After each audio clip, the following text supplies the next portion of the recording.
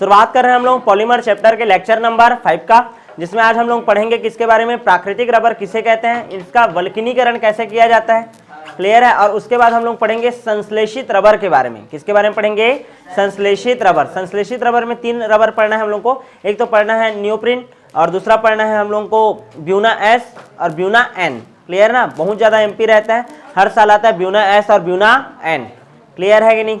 शुरू करें क्या, ठीक है। तो सबसे पहले हम लोग बात करते हैं रबर के बारे में, और रबर में भी सबसे पहले किसके बारे में बात करेंगे, प्राकृतिक रबर। हेडिंग डालो सभी लोग, प्राकृतिक रबर, नेचुरल रबर, क्लियर ना। ध्यान से समझना, जो प्राकृतिक रबर होता है, ध्यान देना जी, प्राकृतिक रबर रहता है वो किससे बना रहता है, आप लोगों को बताया था आइसोप्रिन से। किससे बना रहता है, आइसोप्रिन से।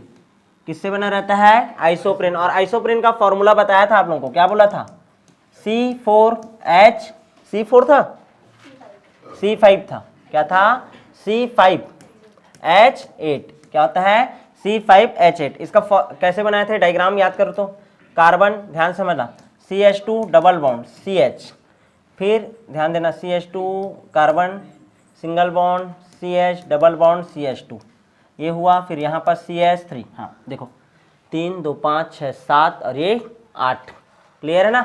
ऐसे करके बना था, समझ आ रहा है कि नहीं, ठीक है। इसका नामकरण याद करो कैसे किए थे। देखो ये 1 है, ठीक है, 1 2 3 और ये 4, तो 2 मेथिल, फिर कितना है 4 ब्यूटा, पहला और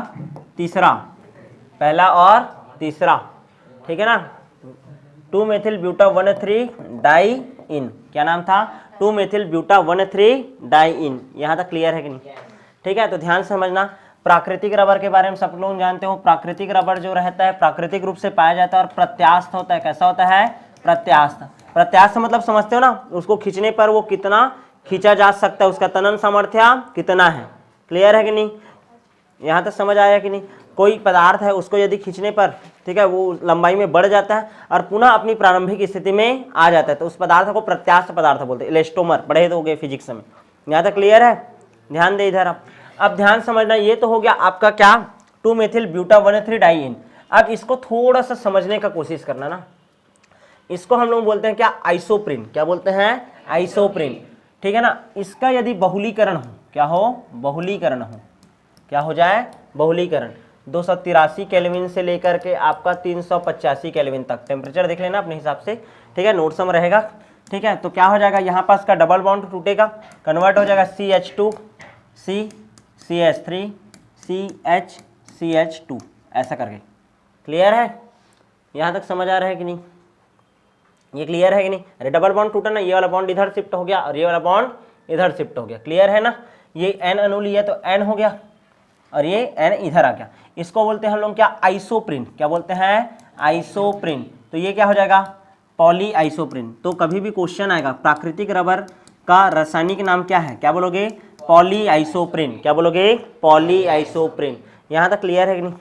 अब ये जो प्राकृतिक रबर है इसका तुम लोग ध्यान से समझना ना, इसका थोड़ा सा डायग्राम देखो, ठीक है। इसका डायग्राम देखो तुम लोग, 2 फॉर्म में इसको लिख सकते हैं हम लोग। कितने फॉर्म में लिख सकते हैं, 2 फॉर्म में, क्लियर है ना। ध्यान से समझने का कोशिश करना।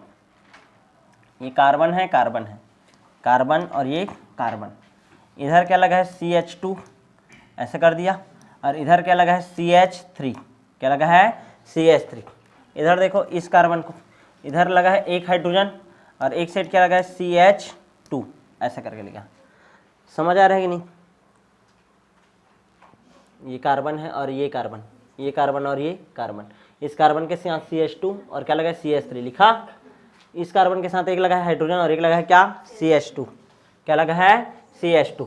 यहाँ तक समझ आ रहा है कि नहीं, यहाँ तक क्लियर है। अब यहाँ पास तुम लोग देखो, यहाँ पास सेम ग्रुप जो है डिफरेंट साइड है, CH2 और CH2, ठीक है। तो इसको हम लोग क्या बोलते हैं, ट्रांस, क्या बोलते हैं, ट्रांस पॉली आइसोप्रिन। क्या बोलोगे, ट्रांस पॉली आइसोप्रिन, क्लियर है ना।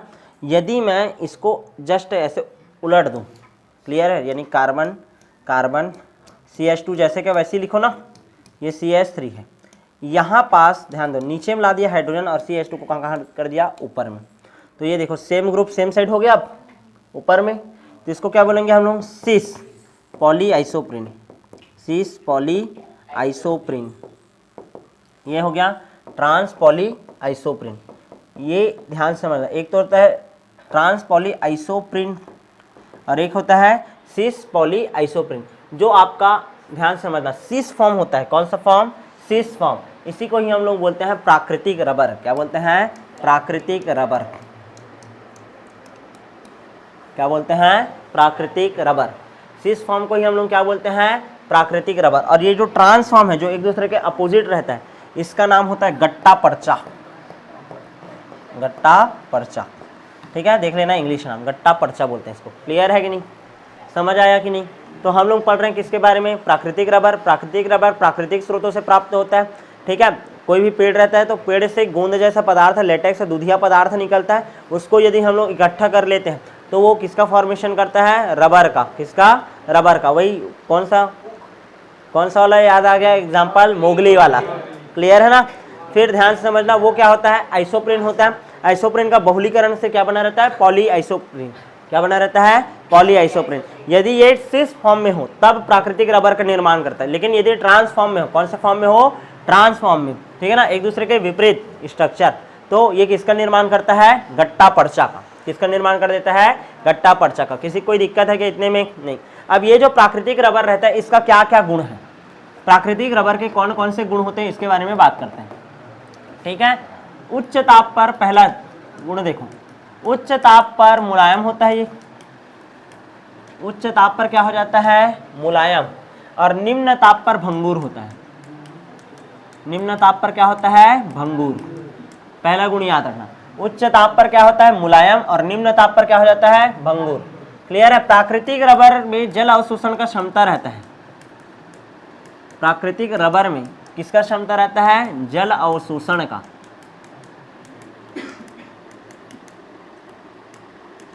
प्राकृतिक रबर में किसका क्षमता रहता है, जल अवशोषण का क्षमता। तीसरा देखो, अध्रुवीय विलायकों में विलेय होता है।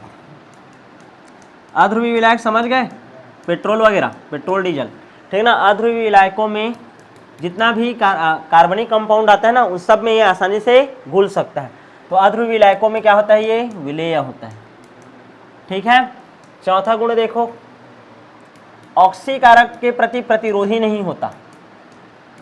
ऑक्सीकारकों के प्रति प्रतिरोधी नहीं होता। कोई भी ऑक्सीकारक इसके साथ आकर के क्रिया कर सकता है। और सबसे खराब गुण इसका, सबसे खराब गुण इसका, प्रत्यास्थता बहुत ही क्या होता है, कम। प्रत्यास्थता क्या होता है, बहुत ही कम, ज़्यादा इसको खींच नहीं सकते। क्लियर है। मतलब ये हमारे यूज़ का है क्या, उतना ज़्यादा नहीं। समझ आ रहा है कि नहीं, क्योंकि टेम्परेचर ज़्यादा करेंगे तो फट से क्या हो जा रहा है, मुलायम। निम्न टेम्परेचर पर कैसे हो जा रहा है, भंगुर। जल को क्या कर लेता है, अवशोषित। और प्रत्यास्थता इसका बहुत ही ज़्यादा क्या है, कम। तो इसको हम लोग को क्या करना है, यूजेबल बनाना पड़ेगा। क्लियर है कि नहीं। तो प्राकृतिक रबर में ये कमी निकल गई, ये कमी है। ठीक है। दूसरा कमी ये हो गया, जल को अवशोषित कर लेता है। और तीसरा, इसका प्रत्यास्थता बहुत ही कम है। तो इन सब गुण भले लिखा हूं, लेकिन ये इसका क्या है, कमी भी है। क्या है, कमी भी है। तो इस कमी को दूर करने के लिए हम लोग करते हैं रबर का वल्कनीकरण। मोस्ट टाइम पे टॉपिक है आपका रबर का वल्कनीकरण।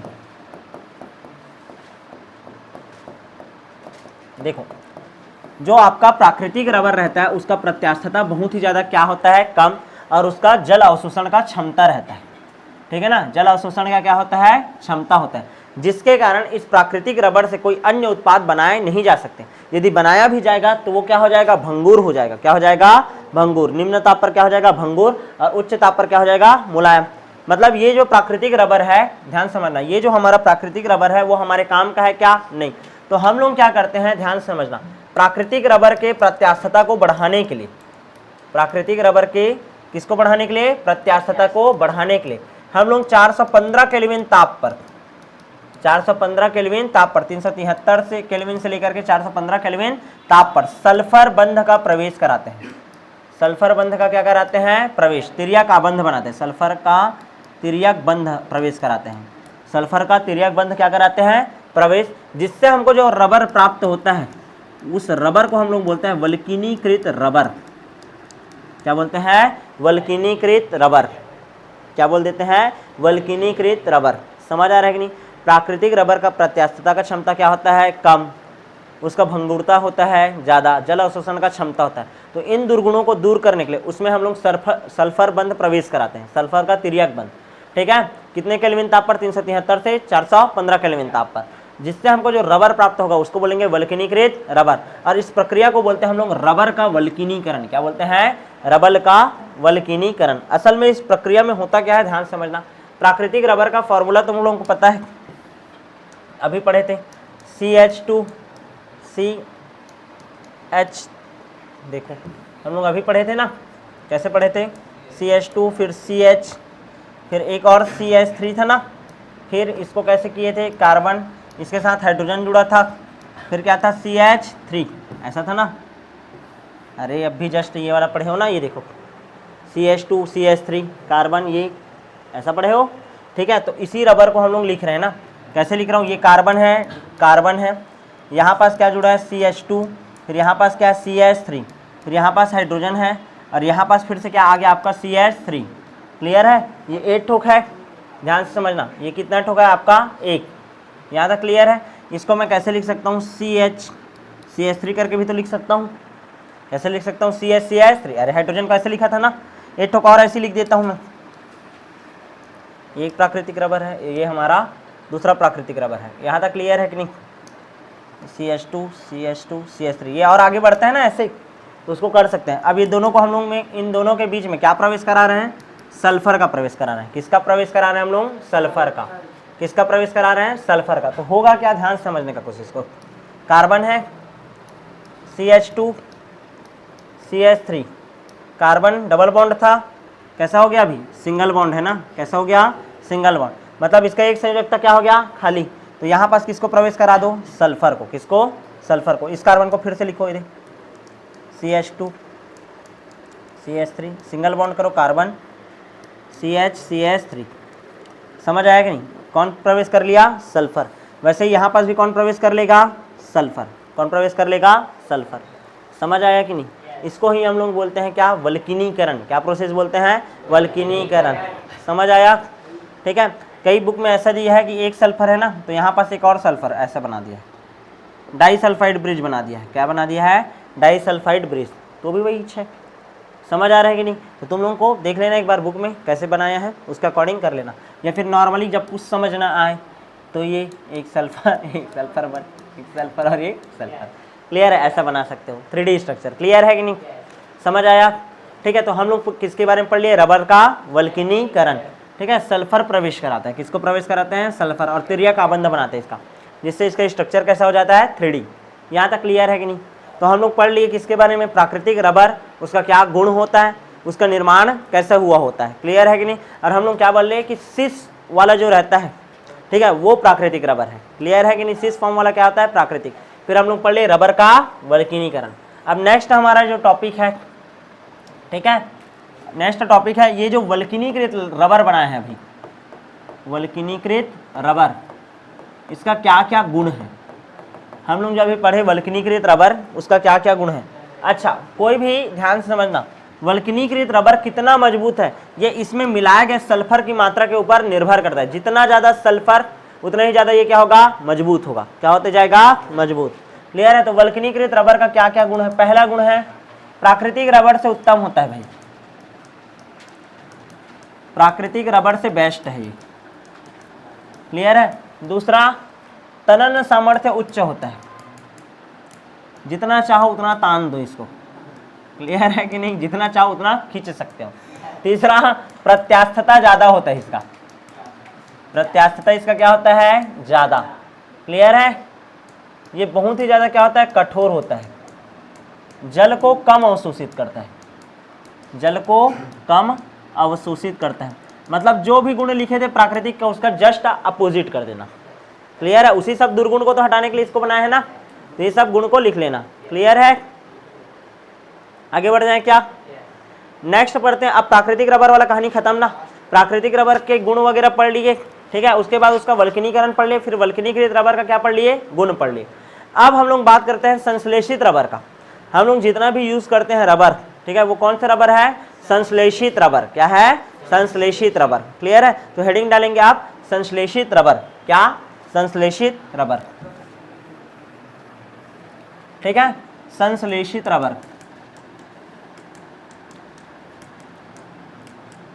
सबसे पहले हम लोग पढ़ेंगे संश्लेषित रबर में नियोप्रीन। क्या पढ़ेंगे?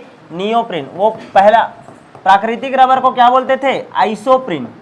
अभी हम लोग क्या पढ़ रहे हैं? नियोप्रीन। क्या पढ़ रहे हैं? नियोप्रीन। क्या होता है नियोप्रीन? इसके बारे में पढ़ते हैं। चलो शुरू करें क्या? नियोप्रीन जो रहता है, क्लोरोप्रीन, इसका जो एकलक होता है उस एकलक का नाम है क्लोरोप्रीन।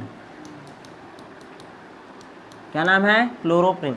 बहुत कंफ्यूज हो गए तुम लोग आइसोप्रीन, क्लोरोप्रीन और नियोप्रीन में, तो इसको अच्छे से ध्यान दिए रहना।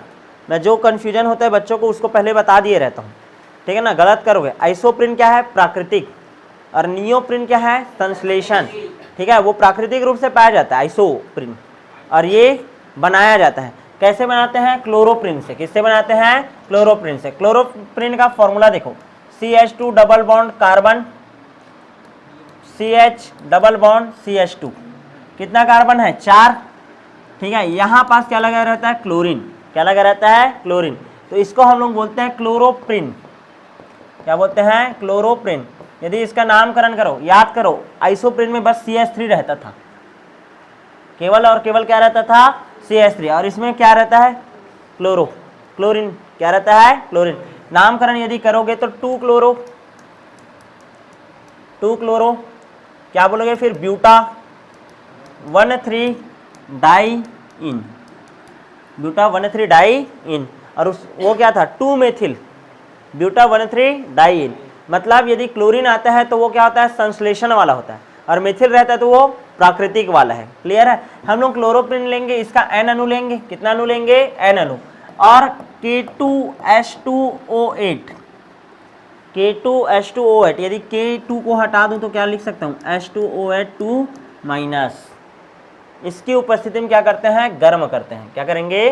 गर्म करेंगे। तो गर्म करने पर, ठीक है ना, गर्म करने पर ये डबल बॉन्ड क्या हो जाएगा? टूट जाएगा। ऐसा। क्लियर है? तो ये बन जाएगा CH2 C Cl CH CH2 ऐसा सिंगल, और यहाँ पास क्या लिख दोगे? N। इसको हम लोग बोलते हैं क्या? आपका नियोप्रीन। क्या बोलते हैं? नियोप्रीन। किसी को कोई दिक्कत है क्या इसमें? ठीक है, तो ये हो गया आपका क्लोरोप्रीन, और ये हो गया आपका क्लोरोप्रीन से क्या बन गया? नियोप्रीन। क्लियर है? आइसोप्रीन और पॉलीआइसोप्रीन क्या है? आपका प्राकृतिक। ये क्या हो गया? आपका संश्लेषित। पहला नियोप्रीन, मोस्ट टाइम पे। क्लियर है? बहुत कंफ्यूजन होता है क्योंकि इसमें। क्लियर है? आगे बढ़ जाएं। नेक्स्ट, ठीक है, दूसरा है आपका ब्यूना S। Buena S। क्या बोल रहा हूं मैं? Buena S। SBR करके भी बोलते हैं इसको। क्या बोलते हैं? SBR। फुल फॉर्म बताऊं क्या? Styrene butadiene rubber. Styrene buta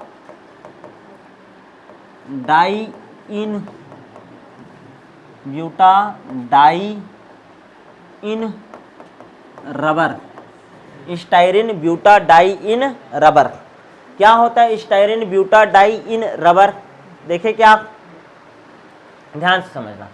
ठीक है, हम लोग क्या लेते हैं? स्टाइरिन लेते हैं। स्टाइरिन का फॉर्मूला होता है C6H5 CH double bond CH2। C6H5 CH double bond CH2, और इसके साथ अभिक्रिया कराते हैं किसका? ब्यूटाडाइइन का। किसका अभिक्रिया कराते हैं? ब्यूटाडाइइन का। Butadiene and CH2 double bond CH single bond CH double bond CH2। Clear है? देख लो, ब्यूटाडाइइन बोलेंगे ना इसको, 1 2 3 4 ब्यूटा, पहला और तीसरा पोजीशन, पहला दूसरा तीसरा, तो पहला और तीसरा पोजीशन, तो ब्यूटाडाइइन। क्या है ये? ब्यूटाडाइइन। और उसका अभिक्रिया करा रहा हूं किसके साथ? स्टाइरिन के साथ। किसका साथ? स्टाइरिन। स्टाइरिन देख लो भाई, इस स्टाइरिन के साथ इसका अभिक्रिया हो रहा है। किसकी उपस्थिति में हो रहा है? सोडियम की उपस्थिति में हो रहा है। किसकी उपस्थिति में? सोडियम की उपस्थिति में। ये समबहुलीकरण है कि सहबहुलीकरण है? सहबहुलीकरण है। अलग अलग प्रकार के हैं ना एकलक, तो इसको हम लोग क्या बोलेंगे? सहबहुलीकरण। लकीकरण, सहबहुलकीकरण या सहबहुलीकरण। क्या बनेगा देखो आप, डबल बॉन्ड टूटता है, देखो C6H5 जैसे का तैसे, ये देख कार्बन है और क्या है, हाइड्रोजन है, और ये ऐसा बॉन्ड, फिर ये CH2, क्लियर है, ये बॉन्ड इधर खसक गया बस, क्लियर है, ये देख C6H5 है, ये तो वो माता राम हो, ये ऐसे है ना C6H5 पे देख, और CH है, डबल बॉन्ड का है CH2 है, तो ये बॉन्ड ऐसे आ जाए ना इतनी, ये देख, तो ये मैं क्या लिख सकता हूँ C6H5, आई समझ अब, क्लियर है, CH2। अब यहाँ पास का डबल बॉन्ड इधर खस के गए, देख CH2 CH CH single bond CH2, इधर का डबल बॉन्ड इधर खिसका है, ये देख, क्लियर। इसका कितना अणु, N अणु, इसका भी कितना अणु, N अणु, कितना अणु, N अणु, क्लियर है कि नहीं। इसको हम लोग बोलते हैं, अच्छा ध्यान देना, स्टाइरिन कितना परसेंटेज रहेगा, 25%, कितना परसेंट, 25%, क्लियर है ना। और ये कितना रहेगा, 75%, कितना परसेंट रहेगा, 75%। तो N का मात्रा अलग अलग है ना, तो इसको मैं N डेज बोल सकता हूँ और इसको नॉर्मल N बोल सकता हूँ, क्लियर है, ऐसे करके याद रख लेना। यानी इसका N का मात्रा अलग है, इसका N का मात्रा अलग है, यदि इसको 75 मिलाओगे तो इसको 25 मिलाओगे, ऐसा समझना, क्लियर है, समझ आया, ठीक है। तो क्या बन गया हमारा, स्टाइरिन, स्टाइरिन ब्यूटाडाइइन,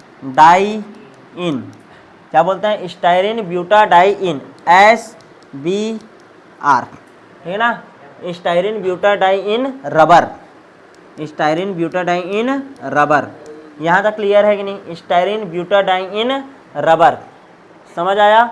अब इसी को ध्यान समझना, क्या बोला जाता है, ब्यूना एस, क्या बोलते हैं, ब्यूना एस। अब ये ब्यूना एस क्या को शो करता है, देखो ब्यू से याद रखना है, ब्यूटाडाइइन, ब्यूटाडाइइन, इसको जब मैं किसके साथ मिलाता हूँ, स्टाइरिन के साथ, किसके साथ मिलाता हूँ, स्टाइरिन के साथ, और किसके उपस्थिति में, सोडियम उत्प्रेरक की उपस्थिति में, तब बनता है ब्यूना एस, ठीक है। तो ये ब्यूना एस करके आएगा, तुमको तो मस्त बता दिया है, स्टाइरिन को जब ब्यूटाडाइइन के साथ सोडियम की उपस्थिति में मिलाते हैं तो ब्यूना एस बनता है, क्लियर है, क्या बनता है, ब्यूना एस, समझ आया कि नहीं, SBR, styrene butadiene rubber, styrene butadiene rubber, clear है, ब्यूना एस, क्या बोलते हैं, ब्यूना एस। किसी को कोई दिक्कत है क्या, ठीक है। प्राकृतिक रबर के मुकाबले इसका तनन क्षमता क्या होता है, बहुत ही ज़्यादा उच्च होता है, तनन क्षमता क्या होता है, उच्च। उपयोग तुम लोग लिख सकते हो जी, उपयोग लिख सकते हो, टायर बनाने में, ट्यूब बनाने में, ठीक है ना, सोल बनाने में, जूतों का क्या बनाने में, सोल बनाने में, ठीक है, विद्युत रोधी पदार्थ बनाने में, उपयोग देख लेना, विद्युत रोधी पदार्थ बनाने में, क्लियर है कि नहीं। हम लोग क्या पढ़ लिए अभी, ब्यूना एस, क्या पढ़े, ब्यूना एस, क्लियर है। तीसरा देखे क्या, ये हो गया, ठीक है। तीसरा संश्लेषित रबर है ब्यूना एन, ब्यूना एन, क्या है, ब्यूना एन। ब्यूना एन में क्या होता है, ध्यान समझना, फिर से भाई ब्यूटाडाइइन लेंगे, ब्यूटाडाइइन का फॉर्मूला सबको पता है, CH2 double bond CH single bond CH2, ध्यान देना, CH2 डबल बॉन्ड, फिर क्या आ गया, CH डबल बॉन्ड CH2, ब्यूटाडाइइन है ये। इस ब्यूटाडाइइन में अब मिलाओगे एक्राइलोनाइट्राइल, क्या मिलाओगे, एक्राइलोनाइट्राइल, अरे भाई CH2 double bond CH Cl ना होकर के क्या होता था, N, याद आया, और ये ऐसे कर देते हैं, इसका N मात्रा और इसका भी N मात्रा, क्लियर है कि नहीं। ये क्या मिलाया, मैं स्टाइरिन मिलाया, या सॉरी स्टाइरिन बोलते हैं, इसी को क्या बोलते हैं, एक्राइलोनाइट्राइल, क्या बोलते हैं, एक्राइलोनाइट्राइल। अरे बताया था ना इसके बारे में, पान वाला पॉली एक्राइलोनाइट्राइल, PVC का जस्ट बड़ा भाई, Cl ना होकर के Cn होता है बोला था, ठीक है। तो एक्राइलोनाइट्राइल मिला है, क्या मिला है, एक्राइलोनाइट्राइल, नाइट्राइल, क्या मिला है, एक्राइलोनाइट्राइल। एक्राइलोनाइट्राइल मिलाएंगे जब, ध्यान दो, एक्राइलोनाइट्राइल जब हम लोग इसमें मिलाएंगे तो क्या होगा, कहानी ध्यान से समझना, वही बॉन्ड का शिफ्टिंग होगा, बस कुछ नहीं, डबल बॉन्ड इधर आ जाएगा, CH2 CH CH CH2, और ये सिंगल बॉन्ड हो गया, इधर का बॉन्ड इधर आ गया, तो फिर यहाँ पास क्या आ जाएगा, CH2 सिंगल बॉन्ड CH, नीचे में आ जाएगा CN और ये बॉन्ड। क्लियर है, ये बन गया तुम्हारा N कर देना, क्या कर देना N। उत्प्रेरक फिर से कौन रहेगा Na, कौन रहेगा Na। क्लियर है कि नहीं, क्लियर है, क्लियर है। इसी कारण इसको क्या बोलते हैं, ध्यान देना। अब कैसे, ब्यू से ब्यूटाडाइन लिया, N से क्या लिया हूँ, नाइट्राइल लिया हूँ, क्या लिया हूँ, नाइट्राइल, और उत्प्रेरक क्या है, सोडियम, क्या है, सोडियम। इस कारण इसको बोलते हैं ब्यूना N, क्या बोलते हैं, ब्यूना N। क्लियर है कि नहीं। इसको जनरल पर्पस रबर भी बोलते हैं ना हम लोग, general purpose rubber, general purpose rubber acrylonitrile भी बोलते हैं, acrylonitrile, GRA, general purpose rubber acrylonitrile, GRA। वो SBR है और ये क्या है, GRA। क्लियर है, general purpose rubber acrylonitrile. यहाँ तक क्लियर है कि नहीं, ठीक है, समझ आ गया। इसका उपयोग वही सामान्य रबर की तरह ही सबका उपयोग उद्योग वगैरह में किया जाता है, ईंधन टैंक के निर्माण में किया जाता है, फ्यूल जिसमें रखते हैं, ठीक है, बहुत ही ज़्यादा ये क्या होता है, मजबूत होता है। क्लियर है। तो आज की क्लास में हम लोगों ने किसके किसके बारे में पढ़ा, प्राकृतिक रबर किसे कहते हैं, किससे बना रहता है, वो पॉली आइसोप्रीन से। उसके बाद हम लोग प्राकृतिक रबर का क्या पढ़े, वल्कनीकरण, क्या पढ़े, वल्कनीकरण, तिर्यक बंध द्वारा हम लोग सल्फर प्रवेश कराते हैं। उसके बाद वल्कनीकृत रबर के हम लोग क्या देखे, गुण देखे। उसके बाद हम लोग बात किए किसके बारे में, संश्लेषित रबर। संश्लेषित रबर रहता है क्लोरोप्रिन से बना होता है, क्लोरोप्रिन से क्या बनता है, नियोप्रिन। उसके बाद हम लोगों ने बात किया ब्यूना S और ब्यूना N। क्लियर है, ब्यूना S जो रहता है सेम टू सेम, इसमें भी 75% इसको लेना और इसको क्या ले लेना, 25%। क्लियर है ना, सेम, क्लियर है ना। यानी ब्यूटाडाइन का मात्रा ज्यादा, ब्यूटाडाइन की मात्रा हमेशा क्या रखना है, ज्यादा। तो इस तरीका से आपका ये चैप्टर पॉलीमर भी पूरी तरीके से क्या होता है, कंप्लीट। अब नेक्स्ट क्लास में मिलते हैं, ठीक है, नेक्स्ट चैप्टर के साथ।